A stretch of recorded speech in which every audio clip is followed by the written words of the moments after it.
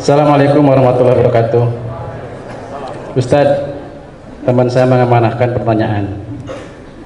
Teman saya pernah berzina, tapi tidak sampai hamil, dan dia kini telah bertobat. Yang ingin teman saya tanyakan, apakah yang harus dilakukan? Menyembunyikan aib itu atau berterus terang kepada keluarga? Terima kasih. Dia laki-laki perempuan? Tulisannya, ini temannya soalnya. Kalau laki-laki berzina, habis itu dia nikah, istrinya kan nggak tahu kan? Nggak tahu, karena nggak ada labelnya. Beda sama perempuan. Kalau dia berzina, habis itu dia nikah, suaminya tahu. Dalam kitab fikih dikatakan, dikutip oleh Sayyid Sabiq dalam fikih sunnah. Lihat fikih sunnah. Inishtarata bikran, kalau seorang laki-laki menikah mensyaratkan istrinya mesti bikran. What the meaning of bikran? Virgin. Inishtarata bikran, kalau laki-laki mensyaratkan istrinya harus bikran, virgin, fabanat thayban, ternyata setelah nikah tidak virgin, falahul fashu, maka laki-laki itu punya hak untuk fasah. Fasah artinya pembatalan pernikahan. Makanya tertulis di botol, do not accept if cell is broken. Makanya saya tanya tadi, yang tanya laki-laki apa? Perempuan. Kalau laki-laki dia tobat nasuha, selesai, jangan kau ceritakan sama dia. Jangan pula nanti, dek, ada sesuatu yang mau ku ceritakan. Apa bang? Kau bukan yang pertama. Apa? Tapi kalau perempuan kau harus cerita, karena kalau tidak nanti ini bahaya. Cuman menanyanya jangan langsung pancing-pancing dia dulu. Pancing dia, Mas, ya, apa sih arti keperawanan bagimu? Terus dia bilang, alah, nggak ada. Aku pun nggak perjaka, katanya. Apa?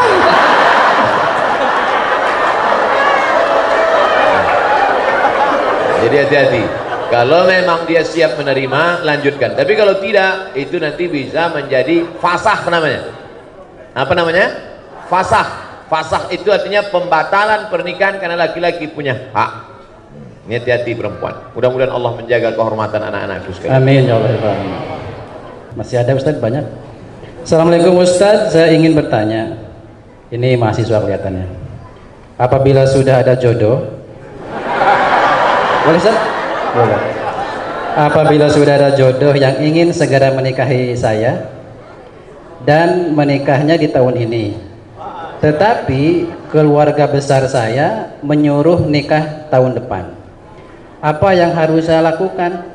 Lebih baik mendengarkan keluarga besar atau segera menikah? Lari maksudnya. Demikian Ustaz. Apa hubungan jodoh sama ekonomi?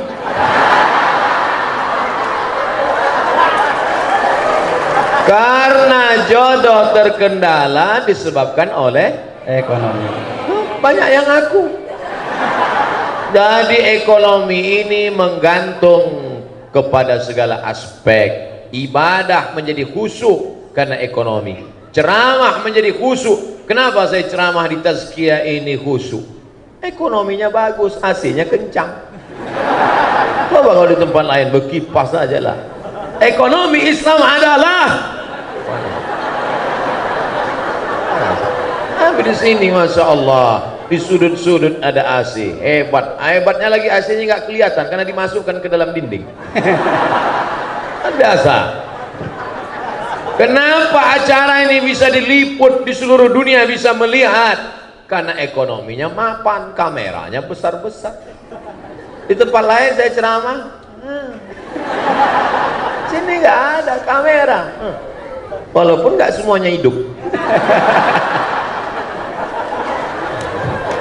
Artinya ekonomi ini. Nah, manis tata'a minkumul ba'ah.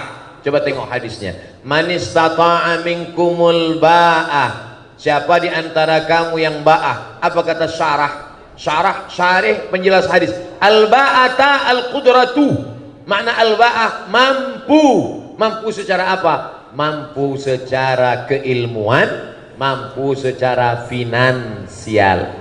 Man istata'a minkumul ba'ata, siapa di antara kamu yang sudah mampu menikah, falyatazawwaj fa innahu aghaddu lil basar, karena menikah itu menundukkan pandangan, wa ahsanu lil farj, menjaga kemaluan. Faman lam yastati', siapa yang tak sanggup, fa alaihi bis-shaum, banyak-banyak puasa. Jadi adik-adik mahasiswa yang belum mampu menikah, kalian puasa aja dulu. Puasa. Kalau puasa kalian nafsu ada, tenaga tak ada. Lemes ya. Jadi bawaannya mau mati aja. Bro, itu ada mahasiswi cantik dari Tazkiyah. Aku udah nggak ngeliat lagi. Udah mau mati aja bawaan. Nantilah habis buka baru kita cari. Nah, oleh sebab itu, kalau ekonomi sekarang ekonomi sudah mapan. Kira-kira mana yang didulukan Pak Ustadz? Apakah saya menikah tahun ini atau dengan keluarga? Balik kepada Al-Quran. Apa kata Allah? Wa amruhum syura bainahum. Orang beriman itu memutuskan berdasarkan syura. Datang ke ayah, datang ke ibu. Papa, jangan panggil papa, kita makan sambal terasi nak. Ayah, saya ada rencana nikah sekarang ya. Kau sudah punya kemapanan ekonomi, sudah mampu insya Allah ya. Tahun depan mobil belum ada, nanti cucuku naik motor batuk.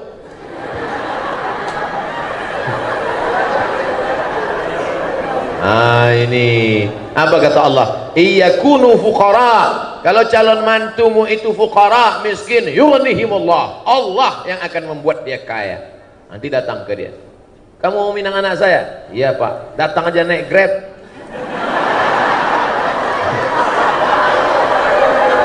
Bacakanlah itu. Ingat-ingat yang saya sampaikan tadi. Iyakunu fuqara yughnihimullah. Kalau yang datang ini miskin, Allah akan mengkayakan dia. Pergi pulang gitu.